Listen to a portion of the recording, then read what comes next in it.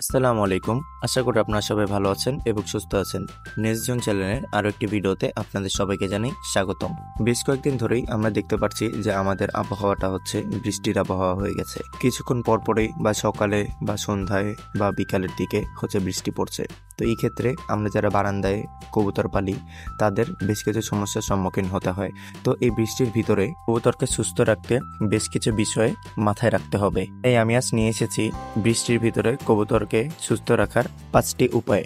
এগুলো আপনারা মাথায় রাখলে ইনশাল্লাহ আপনাদের কবুতর এই বৃষ্টির ভিতরেও মারা যাবে না বা অসুস্থ হবে না। তো চলুন আমরা মূল ভিডিওতে চলে যাই। সবার প্রথমেই যেটা নিয়ে কথা বলবো তা হচ্ছে কবুতরের গায়ে যেন বৃষ্টির পানি এসে না পড়ে, বা কবুতরের বাচ্চা যদি থাকে বা কবুতর যদি ডিমে বসে থাকে তার হলে যেন ওই বাচ্চার উপরে বা ডিমের উপরে যেন পানি না পড়ে। যদি ডিমের উপরে পানি পড়ে হয়তো ডিম নষ্ট হয়ে যাবে, নাহলে বাচ্চা জমবে না, বা হচ্ছে যদি বাচ্চার গায়ে পানি লাগে তাহলে বাচ্চা ঠান্ডা লেগে মারা যাবে। আবার হচ্ছে বড়দের গায়েও যদি পানি লাগে বা প্যারেন্টস কবুতর যারা আছে ওদের গায়ে যদি পানি লাগে তারপর হচ্ছে ওদের ঠান্ডা লেগে ওরা হচ্ছে ঠান্ডায় ভুগতে ভুগতে জ্বর আসবে, এরপর হচ্ছে মারা যেতে থাকবে। তাছাড়া বিভিন্ন ধরনের সমস্যা হয়ে থাকে। তো এক নম্বরে যেটা নিয়ে কথা বললাম তা হচ্ছে কবুতরের যেন পানি না লাগে। এর জন্য আপনারা এক কাজ করতে পারেন, চারিদিকে আপনারা রেক্সিন বা হচ্ছে আপনাদের কাপড় দিয়ে রাখতে পারেন যেন পানি তাদের গায়ে না লাগে। নম্বরে কথা বলবো কবুতরের খাবার নিয়ে। কবুতরের খাবারের ভিতরে সরিষা অবশ্যই অ্যাড করবেন, কারণ কবুতর সরিষা খাওয়ার সময় কবুতরের শরীরটা গরম থাকে, আর এই বৃষ্টির আবহাওয়াতে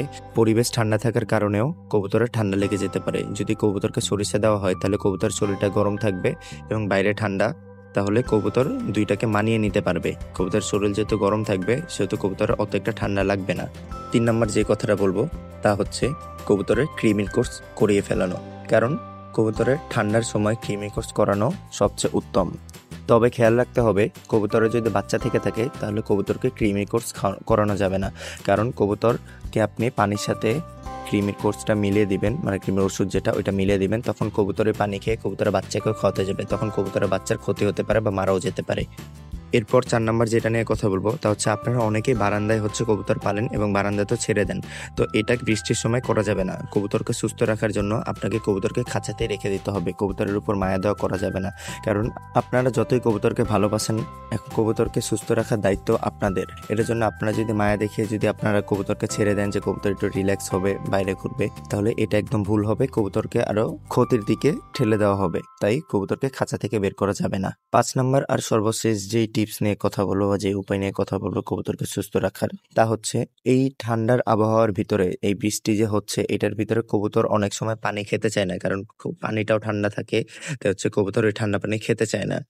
তো এটার জন্য আমাদের যা করতে হবে তা হচ্ছে কবুতরকে পানি দিতে হবে এবং পানিটা একটু উষুম উষুম গরম পানি দিতে হবে। আবার বেশি গরম পানি দিতে দেওয়া যাবে না, তাহলে কিন্তু কবুতর ঠোঁট নাক পুড়ে যেতে পারে বা জিহ্বা পুড়ে যেতে পারে। তাই হচ্ছে আমাদের কবুতরকে উষুম উষুম গরম পানি দিতে হবে। তো আজকে এই ছিল কবুতরকে নিয়ে কথা বলা। এর বৃষ্টির ভিতরে কবুতরকে কিভাবে যত্নে রাখতে হবে এগুলো বিষয় খেয়াল রাখলে ইনশাল্লাহ কবুতর কখনোই অসুস্থ হবে না।